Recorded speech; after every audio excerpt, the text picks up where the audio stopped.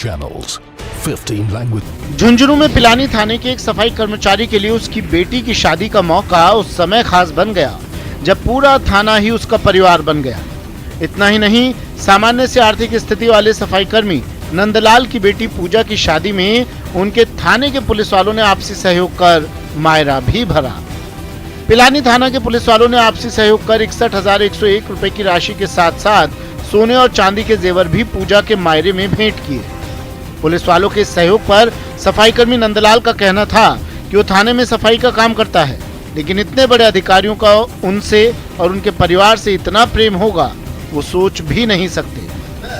तो समस्त स्टाफ ने अपनी राय देते हुए सहमति जताई कि साहब नंदू जी जो लंबे समय से थाने में सफाई कर रहे हैं और हमारा उसके परिवार से बच्चों से अच्छा लगाव है। कुछ स्टाफ पहले पूर्व में रह चुका, जिनका स्थानांतरण हो चुका, कुछ वर्तमान में है, तो ये तो एक प्रक्रिया आते जाते रहते हैं, लेकिन नंदू जी के परिवार से हमारे थाने के प्रत्येक कर्मचारी का लगाव है। दौसा में राज्य स्तरीय 65वीं माध्यमिक और उच्च माध्यमिक विद्यालय छात्रा बैडमिंटन प्रतियोगिता का आयोजन किया जा रहा है। इस प्रतियोगिता में प्रदेश के सभी 33 जिलों की करीब 320 खिलाड़ी हिस्सा ले रही हैं और यहां आई हर खिलाड़ी अपने प्रदर्शन से फाइनल में पहुंचने की जद्दोजहद कर रही है। सोमवार को शुरू हुए 65वीं माध्यमिक और उच्च माध्यमिक विद्यालय छात्रा बैडमिंटन प्रतियोगिता के सभी लीग मैच खत्म हो गए हैं और अब सेमीफाइनल की जंग चल रही है। हालांकि अभी सिंगल्स में खिलाड़ियों के पास सेमीफाइनल में पहुंचने का मौका बाकी है। ये 65वीं राज्य स्तरीय बैडमिंटन खेलकूद प्रतियोगिता 17 वर्ष और 19 वर्ष छात्राओं की हो रही है और 15 तारीख से स्टार्ट हुई, 20 तक इसको होना है। बैडमिंटन के 17 राउंड के लगभग मान के चलते हैं कि फर्स्ट राउंड के मैचेस सभी कंप्लीट हो चुके हैं। जो टीमें हार गई हैं वो नॉकआउट सिस्टम के कारण बाहर जाएंगी। अपने अपने इंडिविजुअल में हमको जिसको भी खिलाना होगा उस खिलाड़ी को एक को बाद में चांस मौका दिया जाएगा।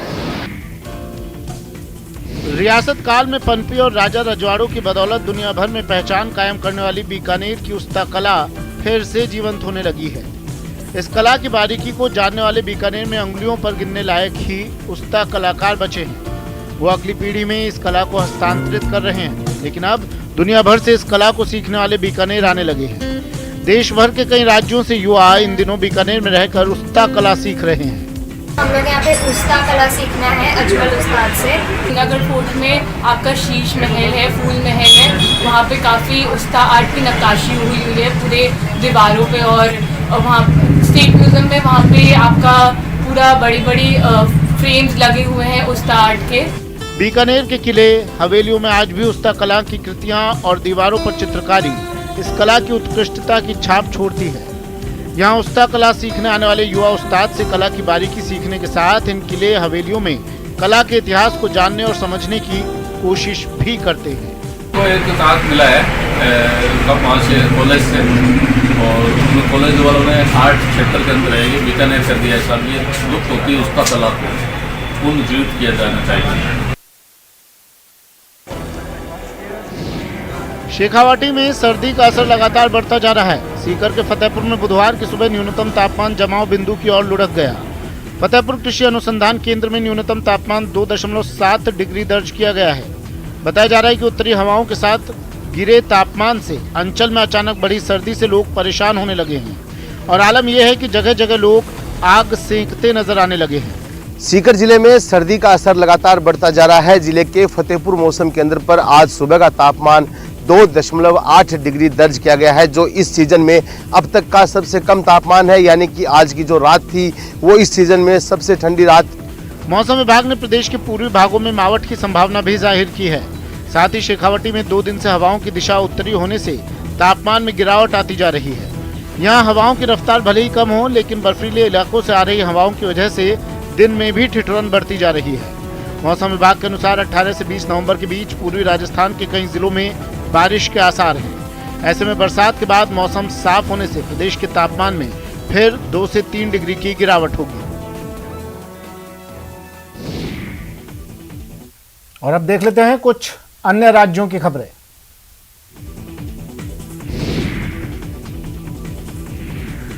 अध्यक्ष बंडी संजय कुमार को विरोध का सामना करना पड़ा। बंडी संजय कुमार के कार्यक्रम की जानकारी टीआरएस कार्यकर्ताओं को जैसे ही मिली, वो काले झंडे लेकर बीजेपी नेता का विरोध करने पहुंच गए और दोनों दलों के कार्यकर्ता आमने सामने हो गए। इतना ही नहीं, टीआरएस के कार्यकर्ताओं ने बीजेपी नेता बंडी संजय कुमार के विरोध में नारेबाजी शुरू कर दी। धीरे धीरे माहौल गरमाने लगा तो टीआरएस कार्यकर्ताओं को रोकने के लिए पुलिस को आगे आने पड़ा। इस बीच माहौल बिगड़ता चला गया और कुछ ही देर में दोनों तरफ से पथराव शुरू हो गया। इस पथराव में दोनों तरफ के कुछ लोग घायल हो गए और कई गाड़ियों को भी नुकसान पहुंचा।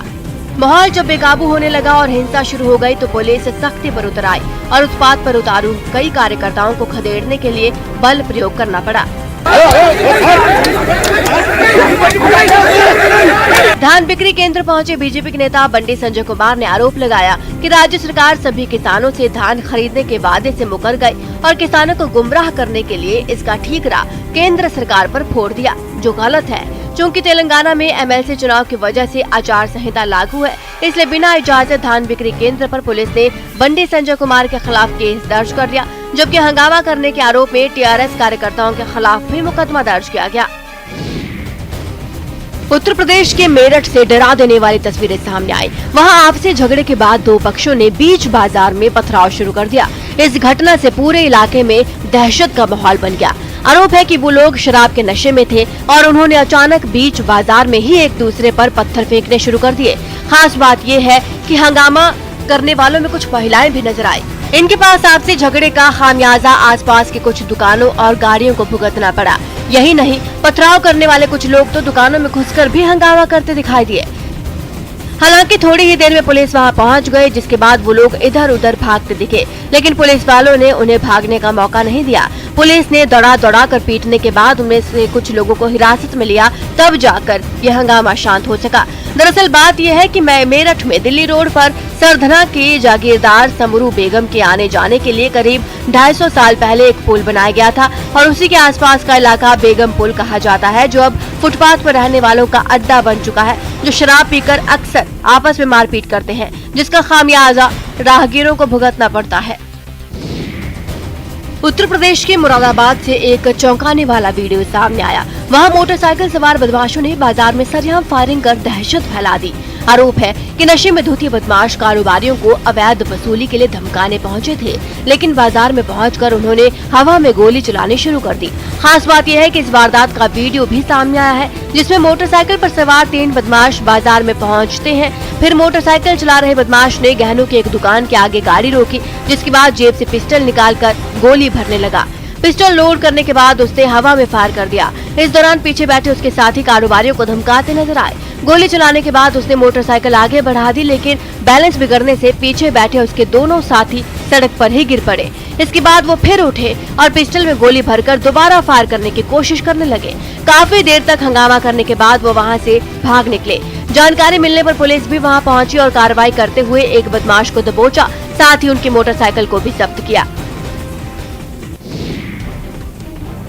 गुजरात के अहमदाबाद में नगर निगम की ओर से सड़कों के किनारे लगने वाले नॉनवेज यानी मांसाहारी खाने के ठेलों को हटाने का काम शुरू होते ही वहां इसका विरोध भी शुरू हो गया। दरअसल अहमदाबाद के नगर निगम ने कुछ दिन पहले सड़कों के साथ स्कूल, कॉलेज सहित धार्मिक स्थानों के 100 मीटर के दायरे से ऐसे ठेलों को हटाने का ऐलान किया था।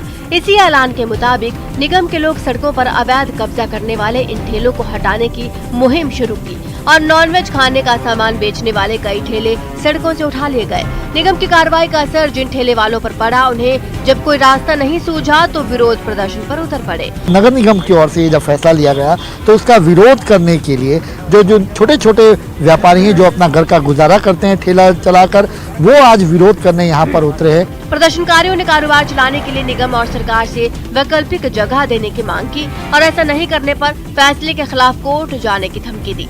मौका मिला तो कांग्रेस ने भी उनके शासन में बनाई गई नीति को लागू करने की मांग कर डाली। गरीब लोगों के लिए स्ट्रीट वेंडर पॉलिसी जो कांग्रेस के शासन में आज तक क्यों नगर निगम लगा नहीं रही है? कांग्रेस ने निगम के फैसले को राज्य के मुख्य मुद्दों से लोगों का ध्यान हटाने की साजिश।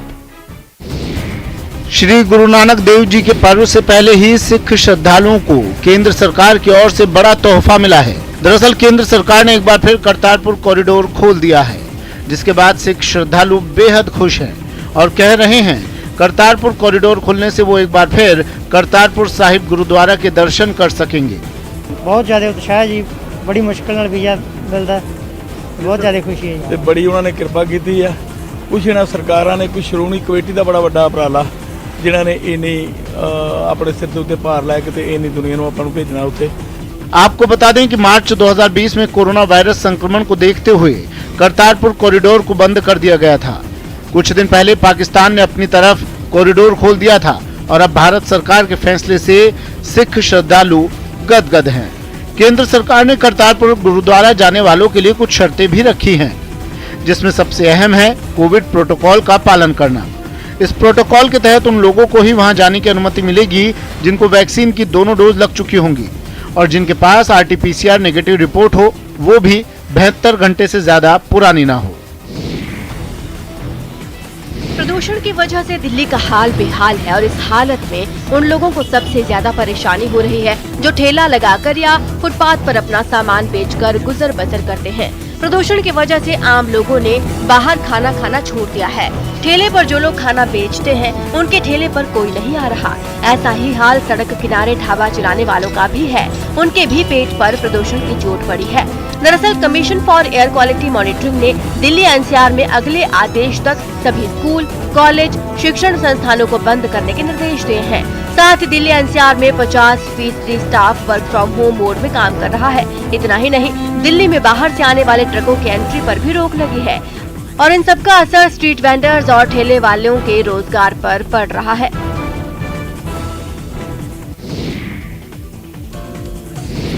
दिल्ली से आई इन तस्वीरों में इजराइल की जो टीम नजर आ रही है, दरअसल वो टीम गैर सरकारी संगठन खुशी और राजीव गांधी कैंसर इंस्टीट्यूट के साथ मिलकर स्लम्स में महिलाओं को स्वास्थ्य के प्रति जागरूक करने आई है। इसी कड़ी में इजराइल से आई टीम की ओर से दिल्ली के अलग अलग इलाकों में महिला स्वास्थ्य क्लिनिक का आयोजन किया जा रहा है। इस पहल का मकसद महिलाओं के स्वास्थ्य संबंधी मुद्दों के प्रति जागरूकता बढ़ाने के साथ साथ कैंसर की रोकथाम और उसका शुरुआती चरण में पता लगाना शामिल है, जो इसके प्रभावी इलाज के लिए जरूरी है। इस दौरान हेल्थ क्लिनिक में ब्लड प्रेशर, ब्लड शुगर की जांच, डॉक्टर से जांच, दवाओं का वितरण, स्त्री रोग संबंधी जांच और पैप स्मीयर टेस्ट भी किए गए। जांच करने के बाद ऐसे मरीज जिन्हें दूसरी तरह की जांच कराए जाने और जिनका ख्याल रखे जाने की जरूरत थी, उन्हें राजीव गांधी कैंसर इंस्टीट्यूट में मुफ्त जांच के लिए भेजा गया। इजराइल से आई ये team Tel Aviv Sourasky Medical Center की है। खास बात ये है कि इस प्रतिनिधिमंडल का नेतृत्व वरिष्ठ प्रसूति एवं स्त्री रोग विशेषज्ञ डॉक्टर रौनित अलमोग कर रहे हैं और इस प्रतिनिधिमंडल में 4 सीनियर डॉक्टर्स शामिल हैं जो महिलाओं के स्वास्थ्य क्षेत्र, प्रसूति और स्त्री रोग, महिला कर्क रोग और ब्रेस्ट सर्जरी के एक्सपर्ट्स हैं।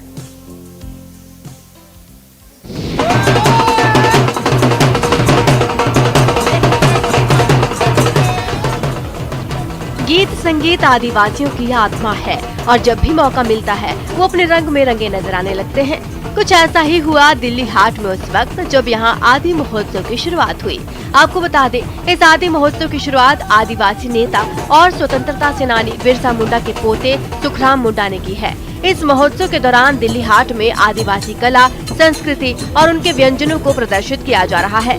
इस मौके पर सुखराम ने केंद्र से आदिवासी समुदाय के सदस्यों को शिक्षित करने और उन्हें बेहतर आजीविका अर्जित करने की अपनी पहल को देश के हर कोने तक पहुंचाने का अनुरोध किया। उन्होंने आदिवासी नेता बिरसा मुंडा की जयंती को जनजातीय गौरव दिवस के रूप में मनाए जाने के केंद्र सरकार के निर्णय पर भी खुशी जताई। समारोह को संबोधित करते हुए केंद्रीय जनजातीय कार्य मंत्री अर्जुन मुंडा ने आश्वासन दिया कि उनका मंत्रालय आदिवासी समुदाय के सदस्यों को सहायता उपलब्ध कराना जारी रखेगा। आदिकाल से आदिवासियों की पहचान है, उसे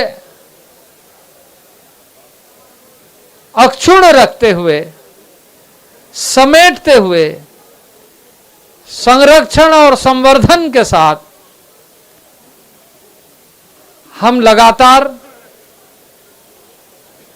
आगे बढ़ेंगे। श्रीनगर में इन दिनों 30वें कश्मीर ओपन बैडमिंटन चैंपियनशिप का आयोजन किया जा रहा है। श्रीनगर के पोलो ग्राउंड के इंडोर स्टेडियम में आयोजित इस चैंपियनशिप में अलग अलग एज ग्रुप के 200 से ज्यादा खिलाड़ी हिस्सा ले रहे हैं।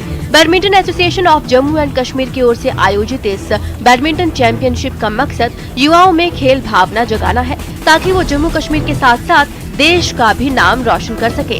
Badminton association of Jammu and Kashmir की इस कोशिश से यहाँ के स्टूडेंट्स काफी खुश हैं और उनका कहना है कि अपना टैलेंट दिखाने के लिए ये बेहतर मौका है। यहाँ पे आज कश्मीर ओपन बैडमिंटन चैंपियनशिप है। अगर जो लोग जीतेंगे वो स्टेट के लिए सिलेक्ट हो जाएंगे और अगर स्टेट जीता तो उसके बाद नेशनल होंगे। इंडियन चैंपियनशिप हो रही है, इससे हमें बहुत अच्छा लग रहा है, इससे हमें आगे प्लेटफॉर्म भी मिलता है, इससे हम चाहते हैं इससे हम आगे भी जा सकते हैं स्टेट इंटरनेशनल लेवल पे।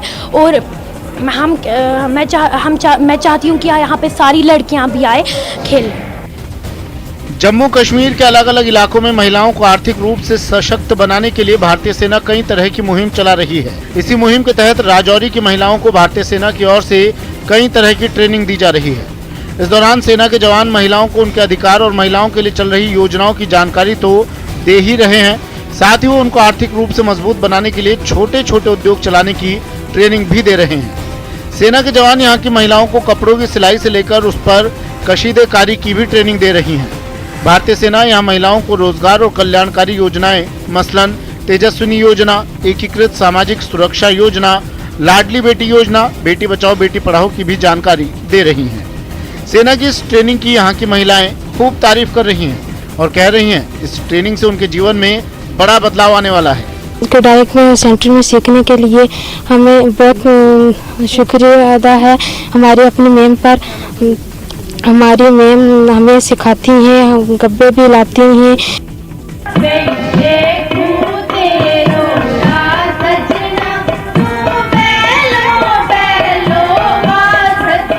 जब भी पुंछ में गीत संगीत की महफिल सजती है, पूरा का पूरा माहौल रंगीन हो जाता है।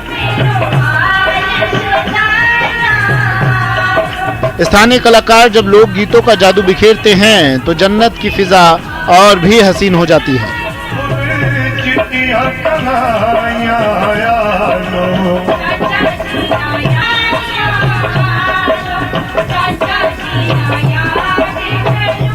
जम्मू कश्मीर के पुंछ में इस रंगारंग कार्यक्रम का आयोजन भारतीय सेना की ओर से किया गया।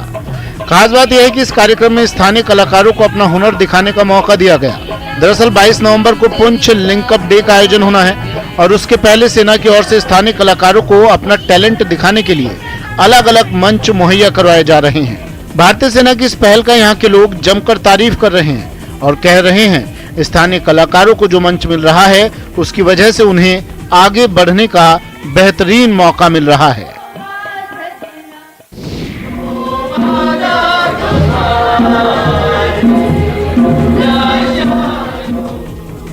ये लेह की संगीत संस्कृति है जिसमें हर कोई खो जाना चाहता है, जिसके सुरताल में हर कोई बंध जाना चाहता है, जिसके महफिल में आना दुनिया भर के लोगों का ख्वाब होता है।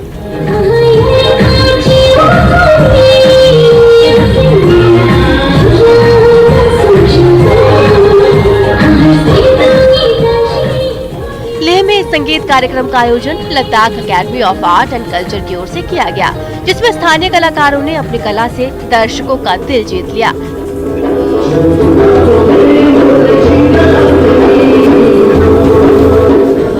आपको बता दें इस कार्यक्रम का आयोजन मशहूर लोक गायक मिस्टर पुंचक के सम्मान में आयोजित किया गया था।